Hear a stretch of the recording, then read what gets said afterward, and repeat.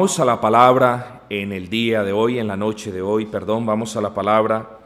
Y para ello les ruego que vayamos al capítulo 11 de Juan, versículo 43. Juan 11, 43.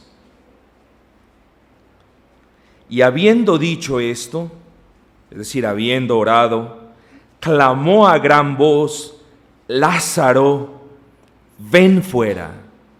Lázaro, ven fuera. Y esta noche vamos a tratar la manera tan hermosa como el Señor da vida cuando lo único que hay es muerte.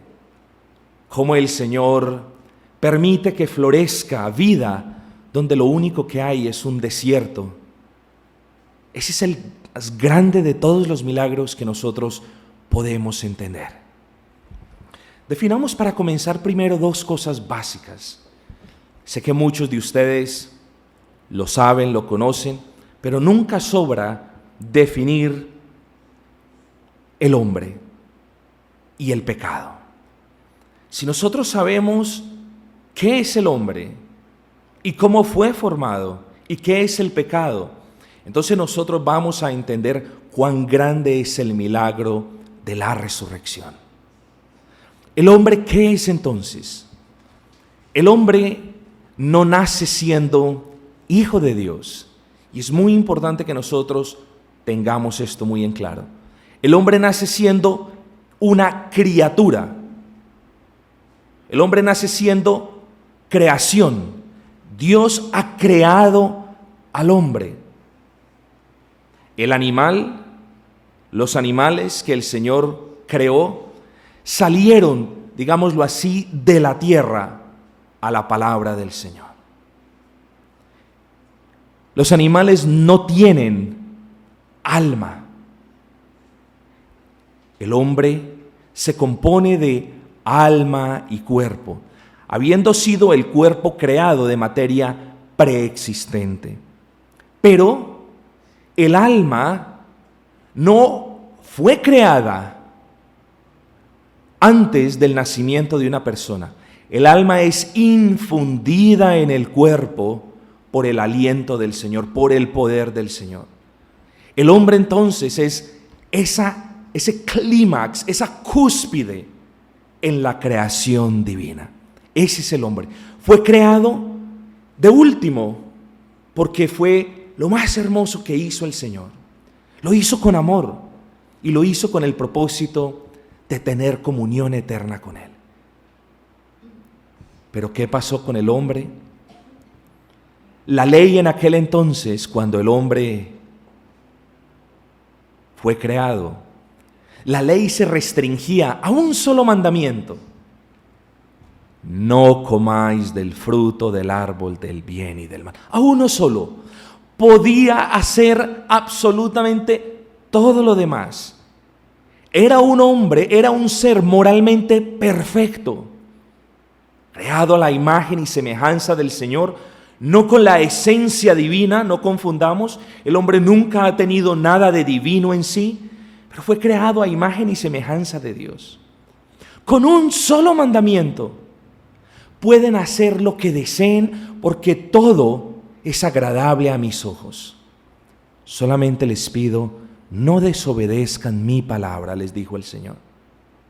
Es el único mandamiento que les doy: no desobedezcan mi palabra, no coman de ese árbol, se los pido. Dicho y hecho. Y el hombre, lo primero que le dicen que no haga, y lo primero que el hombre corre a hacer. No tuvo la palabra del Señor por autoridad sobre su vida. Eso lo hemos estado viendo los días miércoles. No tuvo la palabra del Señor como autoridad. Amigos, yo no me quiero enfocar mucho en esto, solamente ya les di el significado del hombre. Ahora enfoquémonos en el significado del pecado. El pecado como tal es la violación de la ley divina, es la transgresión del mandamiento del Señor.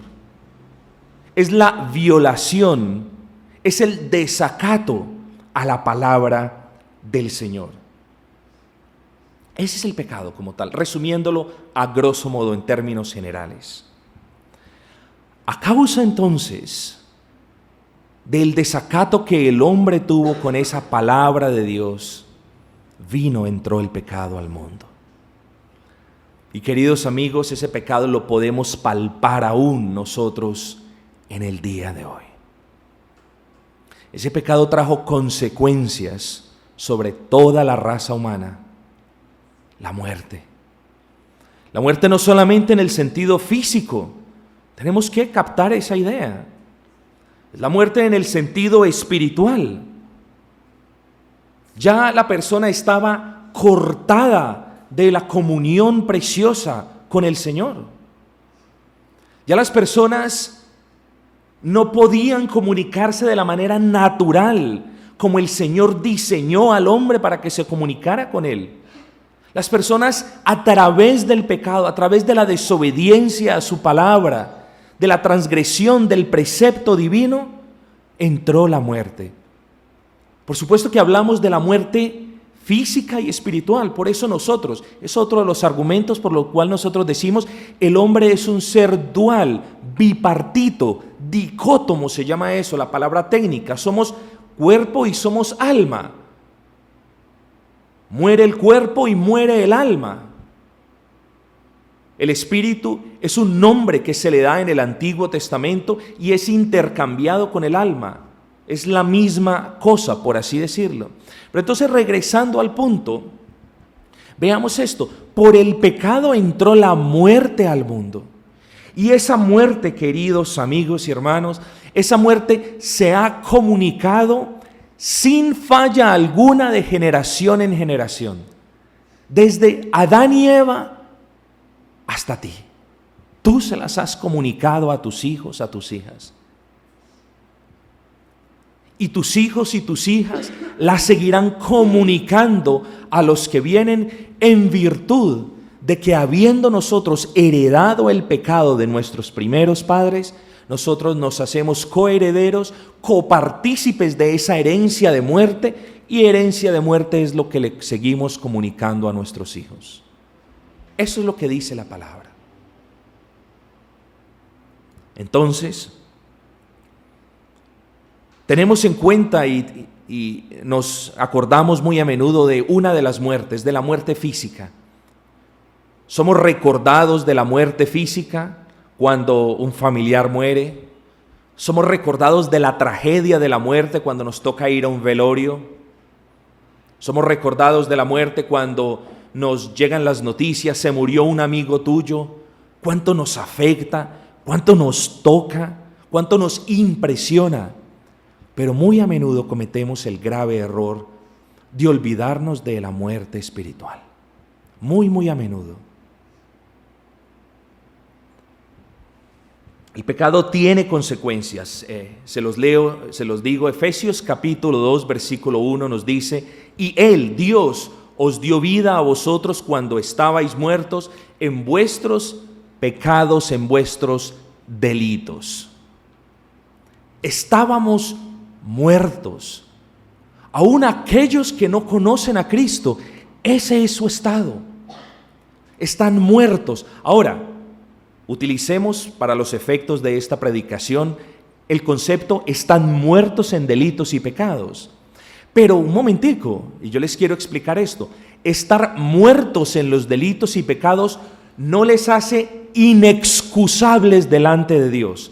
Es decir, ninguno de los que están muertos en delitos y pecados puede decir: Señor, Señor, yo no pude responder a tu llamado porque estaba muerto en mis delitos y pecados. Somos inexcusables. Por eso algunos predicadores y pastores no prefieren llamarles están muertos, sino están inactivos o impedidos, lo cual yo no tengo problema con esa aproximación. Pero por efectos de la predicación, quedemos en esto. Las personas que no conocen a Cristo, las personas que no tienen a Cristo como su Dios, su Señor y su Salvador, ese es el estado.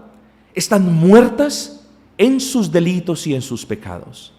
Ninguna de ellas puede argumentar, yo estoy en esta condición a causa de mis padres. No, porque somos pecadores por herencia y por adquisición. Somos pecadores por punta y punta. Somos pecadores y estamos muertos en virtud del pecado que heredamos de nuestros padres. Pero no nos excusemos, somos pecadores y estamos muertos en virtud del pecado que nosotros desde muy niño hemos estado practicando.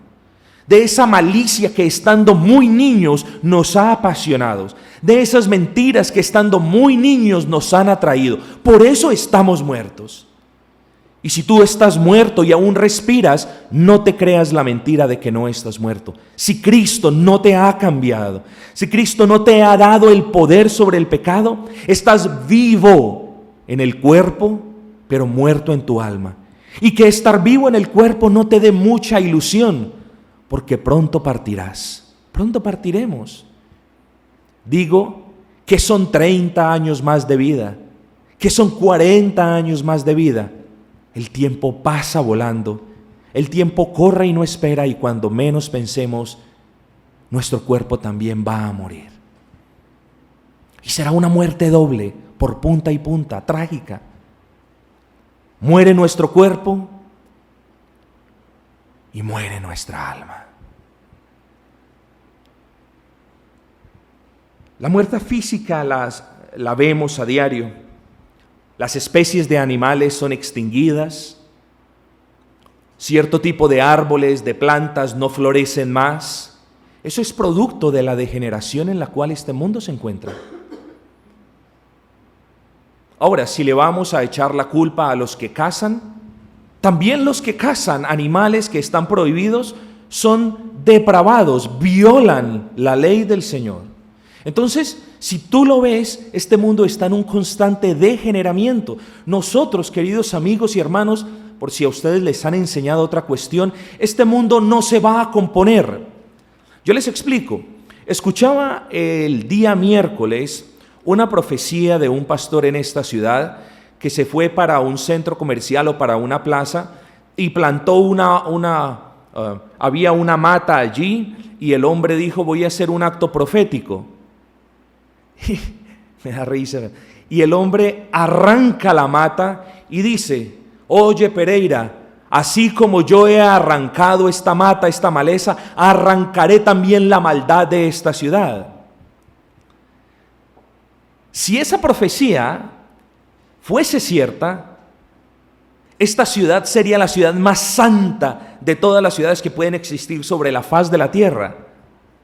Pero no nos dice eso la palabra. La palabra nos dice, preparémonos para ser lumbrares en un mundo de tiniebla.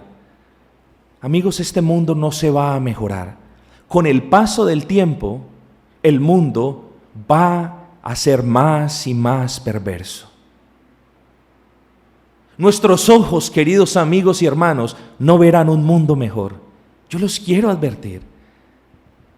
Cuando nuestros cuerpos no puedan andar más y sean nuestros bastones los que sostengan nuestros débiles cuerpos, nosotros no vamos a ver a una mejor Pereira, a una mejor Colombia. No la vamos a ver. Por el contrario, esa es la consecuencia del pecado, la muerte que se va apoderando de las especies animales, de las especies vegetales, pero sobre todo de nosotros.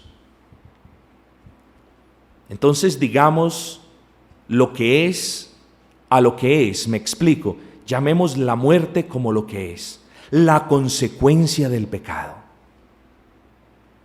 Y habiendo definido la muerte, y habiendo definido el ser humano, y habiendo dicho que a causa del pecado entró la muerte en el mundo, entonces también pasemos a definir lo siguiente. La muerte, mientras tú estés muerto, si es que estás muerto, y esto yo no lo sé, que yo veo personas vivas enfrente mío,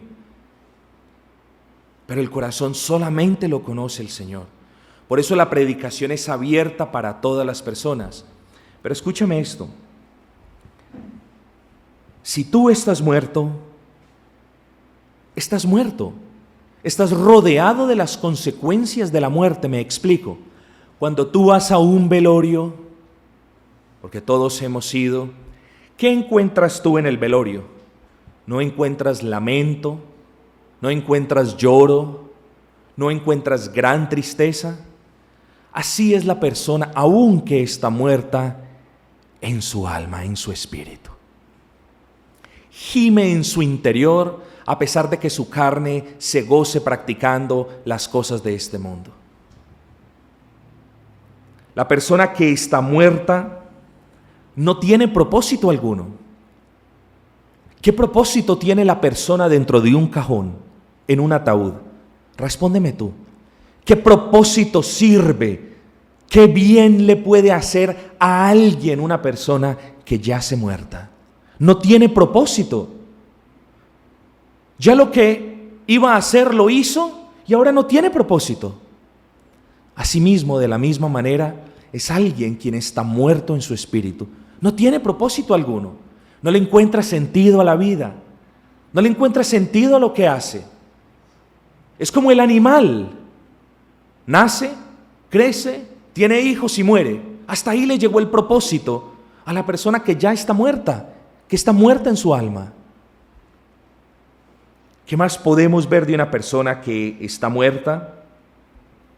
Solamente hay algo cierto para la persona que está muerta. Solamente lo único que sabemos de la persona que está muerta en un ataúd es que se está pudriendo, que se está degenerando. Su cuerpo ya no tiene vida, ya la sangre no corre por sus venas, ya el cerebro no emana corriente eléctrica alguna, ya su corazón no palpita. Todo se va a descomponer, va de mal en peor. Así es la persona que está muerta en sus delitos y pecados, va de mal en peor. No hay para él ni propósito, no hay para él un futuro mejor. Por el contrario, se va degenerando como se degenera el cuerpo en un ataúd. Eso es lo que pasa con una persona muerta en sus delitos y pecados. Se va degenerando más y más. Se va adentrando en la práctica del pecado más y más. Yo veía un documental no hace mucho tiempo de maneras horribles como el hombre se había inventado o que el hombre se estaba inventando para tener ciertos tipos de placeres. Es supremamente deshonroso y obviamente no voy ni a hablar de ello ni a hacer detalles, pero básicamente la perversidad del hombre ha llegado hasta tal punto que para obtener cierto tipo de placer el hombre se ahorca por 2 o 3 segundos, se ahorca, se cuelga, impide la respiración. ¿Hasta dónde ha llegado el degeneramiento del hombre? Yo pensaba, ahora 15, 20 años, que estábamos supremamente degenerados. Yo mismo practicaba cosas deshonrosas, pero ahora me sorprende las cosas que están haciendo. ¿Por qué? Porque los que están muertos en delitos y pecados van de mal en peor, se van degenerando a medida que pasa el tiempo. ¿Qué más podemos decir que de una persona que está muerta en su alma? Podemos decir que la persona no siente. Intenta tú chuzar con una aguja a un muerto. No siente. No te puede decir, ay, me dolió. No te puede decir, ay, tengo frío o tengo calor. No siente.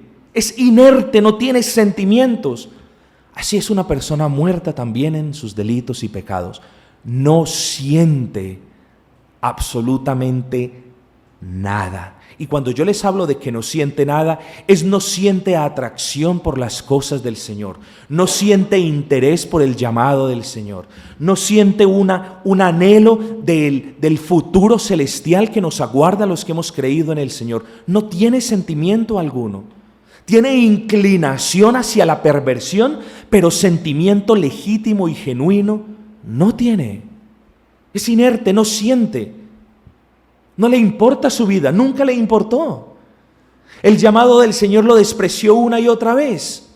Estaba insensible. La dureza de su corazón le había hecho una persona insensible. No siente nada. Así es alguien que está muerto en los delitos y pecados. ¿Qué más podemos decir de una persona que está muerta en los delitos y pecados? Es una persona que está fría. ¿Cómo se ponen los muertos? Fríos. Es un frío que aterroriza. Así es la persona que está muerta en sus delitos y pecados, frío con las cosas del Señor, totalmente apático con el llamado del Evangelio, frío, duro en sí, impenetrable en sí.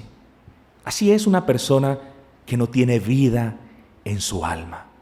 ¿Qué más decimos de una persona que está muerto en sus delitos y pecados? Está incomunicado. Allí está, en un cofre, en un ataúd, en un cementerio, está incomunicado. Está rodeado de 4 paredes de madera, por así decirlo, pero está incomunicado. No puede hablar. Así es el hombre que no tiene una relación con Dios, totalmente incomunicado. Amigos, yo enfatizo en esto para que ustedes vean la seriedad y la profundidad de las implicaciones de alguien quien no ha recibido vida en Cristo. Totalmente incomunicado, cortado de una comunicación con Dios, totalmente alejado de Él. Esa es una persona. ¿Dónde están tus seres queridos en estos momentos que han fallecido? Quizás los unos estén a 200 kilómetros de distancia. Uno de los míos está en Armenia a 40 kilómetros de distancia. Otros los tenemos a cientos, a 300 o a miles kilómetros de distancia. Totalmente alejados. Así está alguien que está muerto en su espíritu, alejado de Dios, alejado de su gracia, alejado de su benevolencia. ¿Qué más podemos decir? El muerto hiede, huele feo. Yo les cuento una experiencia particular. Conocí una persona que en vida olía muy bueno y cuando murió, el olor de la muerte, ¿ustedes han olido el olor de la muerte? Eso es hediondo, huele horrible. El muerto huele feo, es putrefacto. Así es alguien que está muerto en vida. Huele feo. Dios no lo quiere cerca. Todo lo que hace no es agradable a Dios en virtud de que lo ofrece inmundo. Nosotros vemos eso con nosotros mismos. Se sienta una persona con un olor horrible enseguida nuestro en los buses y nosotros, ¿cuánto más un muerto? Un muerto hiede. Un muerto no es agradable al Señor. Hiede, huele feo, como Lázaro. Podemos decir que el muerto es incapaz de vivir en sí mismo. Incapaz. ¿Puede el muerto levantarse de la caja? ¿Puede el muerto, una vez estando enterrado, romper la caja y luchar contra ese peso de toneladas de tierra que tiene encima? No puede. Así la persona que está muerta en sus delitos y pecados no puede luchar con la presión que el mundo ejerce sobre él. Y de hecho, en vez de luchar contra la presión, se va y hace parte de la presión. Qué dura es la condición de un muerto. Qué imposible es que una persona como la que hemos acabado de describir tenga vida. Pero eso es precisamente lo que nos dice el versículo 43 cuando dice: Lázaro, ven fuera. Allí ocurre la resurrección del cuerpo. Lázaro, ven fuera. Y esa es la manera como el Señor llama a todos aquellos que han herido, a todos aquellos que llevan años en el pecado, a todos aquellos que están alejados de Dios, a todos aquellos que están incomunicados con el Señor. Así nos ha llamado y nos ha dicho el Señor: oye, ven fuera. ¿No es muy hermoso ese gran milagro de la resurrección? ¿No es muy grande lo que ocurre en el momento en que el Señor pronuncia las palabras y nos dice: ven fuera? Lo imposible ahora es posible por el poder de la palabra de Dios. ¿Cuál es tu posición en estos momentos? Déjame preguntarte. Ciertamente somos propensos a decir: tenemos vida.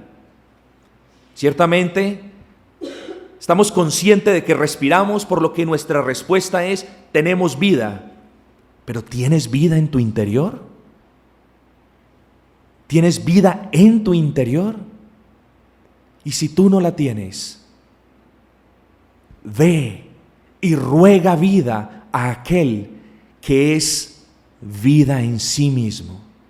Por eso nosotros decimos: no solamente Cristo es la vida, sino Cristo es vida. Él es la fuente de vida.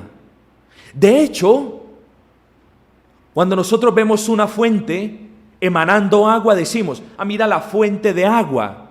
Pero la fuente es de un material, no nos lo podemos tomar, y el agua de otra. Pero Cristo es en sí la fuente de vida y la vida. Por eso se constituye en la única fuente de vida, en el único que tiene el poder para darte vida, si estás muerto o muerta en tus delitos y pecados.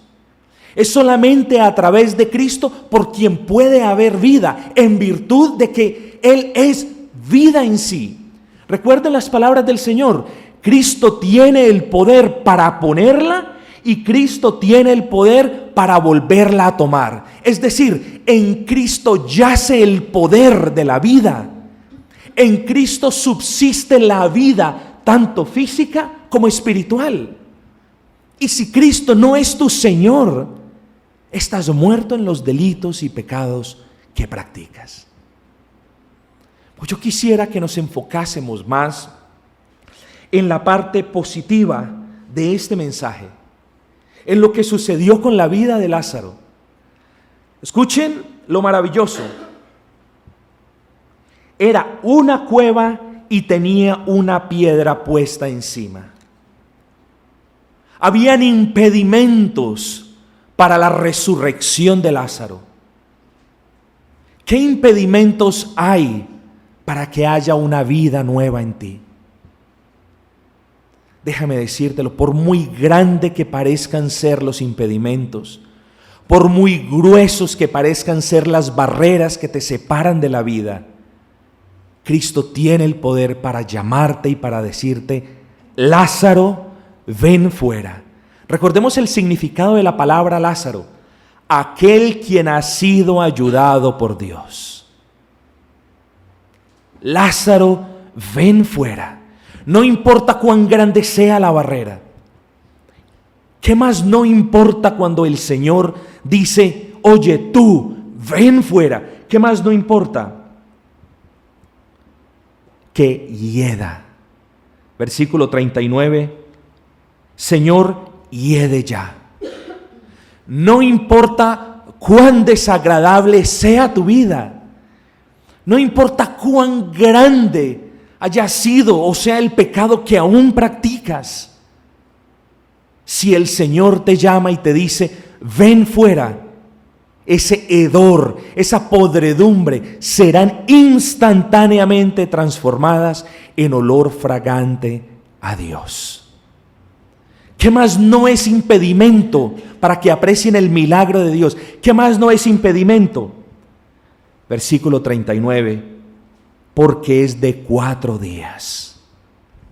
No importa cuántos sean los años que tú estés en pecado, si son 9, si son 10, si tienes 30 o 40 o 50, no importa cuántos años lleves en pecado, si el Señor te llama y te dice: ven fuera, no importa cuánto tiempo le hayas ofendido.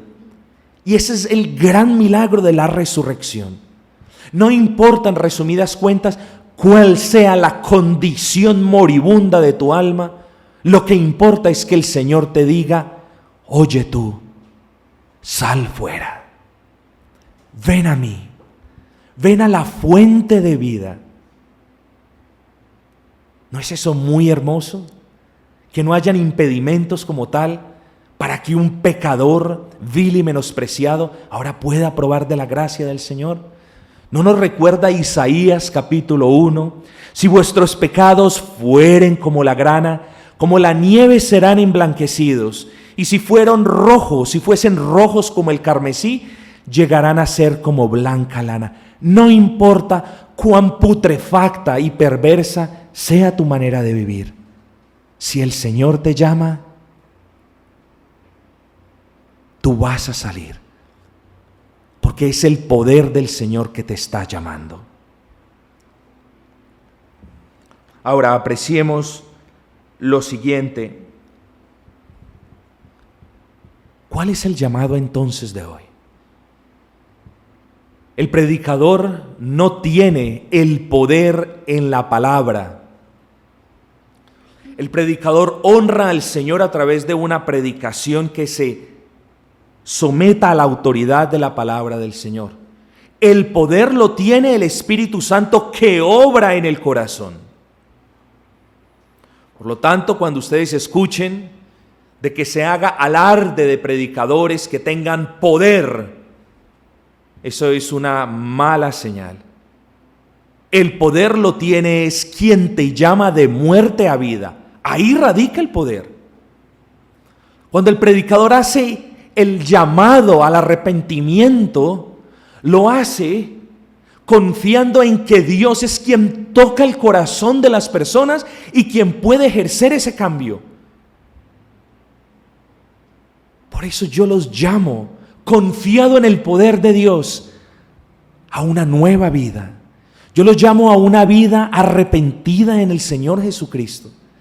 Yo los llamo a una vida en confianza a quien te puede llamar y te puede decir: sal fuera, sal de muerte a vida, pasa del reino de las tinieblas a la luz en Cristo. Y ese es el llamado. Pero ustedes no lo pueden responder si es que el Espíritu Santo no obra en sus corazones. Para ustedes estas palabras son como en chino o en japonés o en cualquier otro idioma. El que yo los llame al arrepentimiento y a la fe en Cristo, para ustedes suena quizás a tailandés o a mandarín, un idioma extraño, aunque se los hablo en mi propia lengua. Es extraño si ustedes no pueden responder porque el Espíritu Santo no ha obrado. Y yo los quiero llamar a todos sin excepción alguna. Si tú no sientes esa necesidad de ir a Cristo y confiar en Él para que Él te dé una nueva vida, porque recuerda, os es necesario nacer de nuevo. Palabras del Señor Jesucristo a el Maestro en Juan capítulo 2. Palabras del Señor Jesucristo al Maestro de Israel, a Nicodemo. Os es necesario nacer de nuevo. ¿Por qué? Porque estáis muertos en vuestros delitos y pecados. Si tú no puedes y no sientes el deseo de responder a ese llamado que la palabra te hace, yo ruego que tú le pidas al Señor que te dé en ti ese querer como el hacer por su santa voluntad, que infunda en ti ese genuino arrepentimiento para que tú le des la espalda al mundo y vengas al Señor, para que tú puedas confiar tu vida en el Señor, para que tú le puedas rogar: Señor, dame vida. ¿Por qué? Porque veo los síntomas de que estoy muerto en mis delitos y pecados. Hiedo, Señor, porque mis pecados son abominación ante ti. Llevo tantos años practicando lo mismo, Señor. Estoy muerto aún. Quiera el Señor impartir vida en ti, porque si el Señor no ejecuta en ti ese milagro de la resurrección, por así decirlo, estás en graves problemas. Estás en problemas eternos. Ahora, No es cuestión de que tú regreses y mueras. Es cuestión de que tu alma, aunque muerta en los delitos y pecados, decimos, tu alma es de carácter eterno. Tu alma como tal no muere. Tu alma, aun cuando tu cuerpo muera, tu alma permanece consciente, permanece activa, permanece consciente, nosotros decimos, porque estará consciente del placer y del gozo que hay en el paraíso del Señor, y estará también consciente de la eternidad en el castigo, en esta prisión eterna, antes de que venga la condenación total. Entonces nosotros argumentamos, nosotros decimos, es prioridad que tú examines cómo está tu vida. Es prioridad si a la luz de lo que hemos hablado, tú te describas en cuál es tu posición.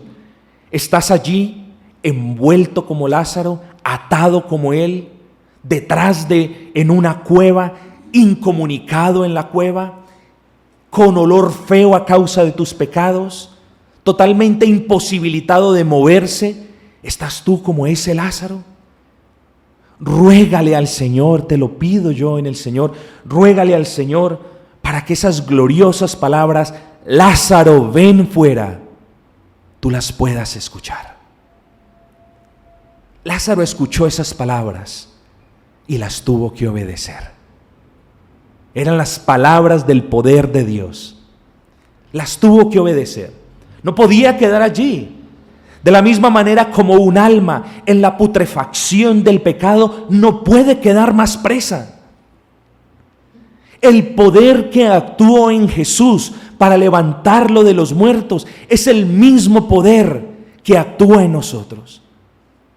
Ruégale entonces al Señor que ese poder cambie la muerte en vida, cambie el pecado en actos que glorifiquen al Señor. Cambia la incomunicación con una comunicación permanente con Él. Ahora, si tú pasas de muerte a vida, tendrás comunicación con el Señor.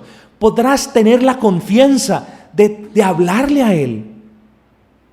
Gozarás de los privilegios que gozan los que han nacido de nuevo. Tendrán sentimientos ahora. Podrán sentir, sus corazones ya no son corazones fríos, muertos, sino corazones de carne que palpitan por la gloria del Señor. Ese es el gran milagro de la resurrección.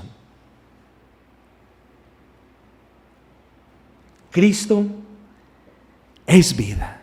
Cristo es la resurrección y la vida. Terminemos diciendo las siguientes palabras. Si el Señor no te da vida, tu cuerpo va a perecer, tu alma, que está muerta e inhábil, cuando mueras será llevada a un lugar de prisión. Eso es lo que llamamos el estado intermedio, a un lugar donde estarás cortado de toda ayuda, de todo beneficio, donde el mero separamiento del Señor van a ser causas de constante lloro y lamento. ¿Por qué quieres la muerte?, dice el Señor. ¿Por qué quieres la muerte cuando el Señor te está llamando a vida? ¿Por qué quieres permanecer alejado del Señor cuando el Señor te está diciendo, arrepiéntete y pon tu confianza en esa fuente de vida que es mi Hijo Jesucristo? Pueblo, ¿por qué quieren la muerte? Quiere el Señor darnos una nueva vida en Cristo Jesús. Quiere el Señor obrar en nosotros de una manera milagrosa, porque el milagro que importa, les decía esta mañana, es el milagro de la nueva vida en nuestro Señor Jesucristo. Ese es el milagro más grande. Y les cuento, no es como los milagros que hacen muchos, que los hacen y aparentemente en grandes cantidades, y lo más misterioso es que nadie los puede verificar, nadie los puede corroborar. El milagro que hace Dios en una persona que ha estado muerto en los delitos y pecados, nosotros somos testigos de ese gran milagro. Y otros que están a nuestro alrededor también son testigos. Estas personas dicen, Miren aquel lo mentiroso que era. Miren cómo era preso de las mentiras. Estaba muerto e iba para el infierno. ¿Y ahora qué pasó? Cristo le dio vida. Mira cómo lo cambió. Mira lo que hizo en él. Mira de dónde lo sacó. Mira lo odioso que era. Mira lo antipático que era. Mira lo egoísta que era. Mira lo avaro que era. Pero mira cómo el Señor lo ha hecho. Una persona dócil, una persona amable, una persona que ama. No solamente el milagro de la resurrección lo vemos y lo sentimos nosotros, sino que también otros pueden dar testimonio del poder de Dios que obra en los que venimos a Cristo y creemos en Él y confiamos en Él. Amén.